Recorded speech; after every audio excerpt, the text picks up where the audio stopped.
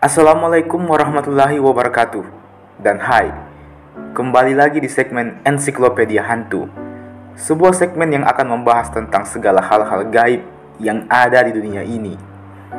Di episode kali ini, kita akan membahas salah satu mitos dan legenda Parakang, yaitu makhluk jadi-jadian yang ada di Sulawesi Selatan.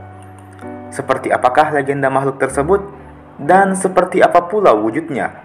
Dan apakah dia termasuk hantu atau bukan? Mari kita simak videonya.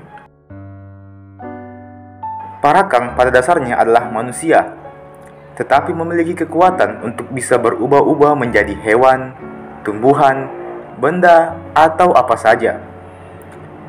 Konon katanya, seseorang menjadi parakang karena orang itu sedang mempelajari ilmu hitam, tapi tidak selesai mempelajarinya atau gagal.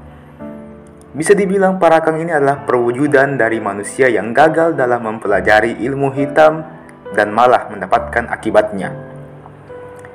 Wujud parakang ini terbilang cukup aneh. Hasil jelmaannya selalu berbeda dengan yang dia tiru. Misalnya dia berubah menjadi anjing, maka dia tidak mempunyai ekor atau kaki. Kemudian semisal dia berubah menjadi pohon pisang, maka wujudnya hanya memiliki 2 daun saja, tidak berpucuk, dan daunnya tidak lebih dari 3 helai.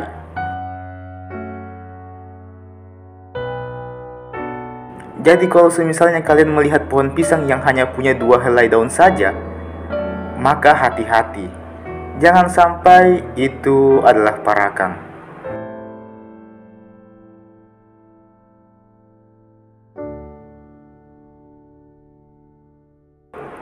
Sejak dulu, parakang kerap kali menjadi hantu yang ditakuti oleh masyarakat di Sulawesi Selatan. Berbagai mitos dan kejadian pun pernah terjadi.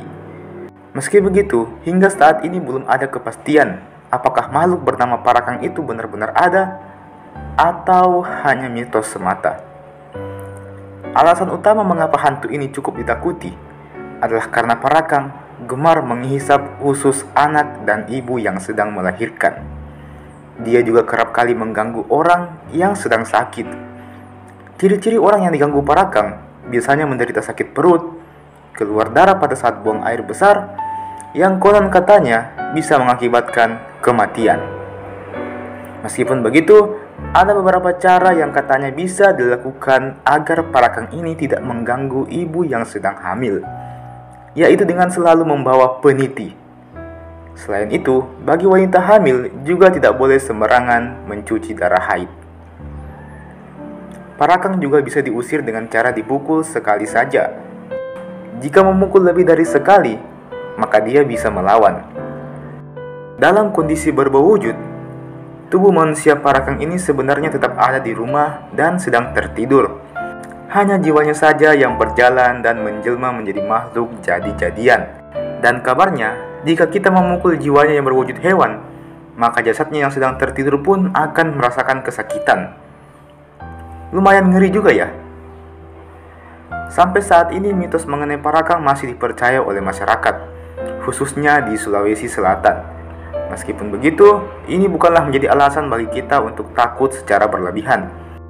Karena makhluk jadi-jadian seperti itu tentunya bisa kita lawan apabila kita taat beribadah dan senantiasa menjalankan perintah agama. Semoga kita dijauhkan dengan godaan makhluk halus seperti ini, dan semoga kita senantiasa berada dalam lindungan Allah Subhanahu wa Ta'ala. Amin. Demikianlah tadi pembahasan kita di episode kali ini. Saya ingatkan kembali bahwa semua informasi yang saya berikan di atas tadi adalah mitos, legenda, dan juga pendapat orang-orang. Tentunya saya tidak menjamin kebenaran dari cerita tersebut. Benar atau salahnya, silakan Anda yang menilai. Jika kalian memiliki informasi lain terkait makhluk yang satu ini, silahkan tulis di kolom komentar. Like jika suka dengan video ini, dan tonton juga video lainnya di channel ini. Terima kasih, dan sampai jumpa di episode selanjutnya.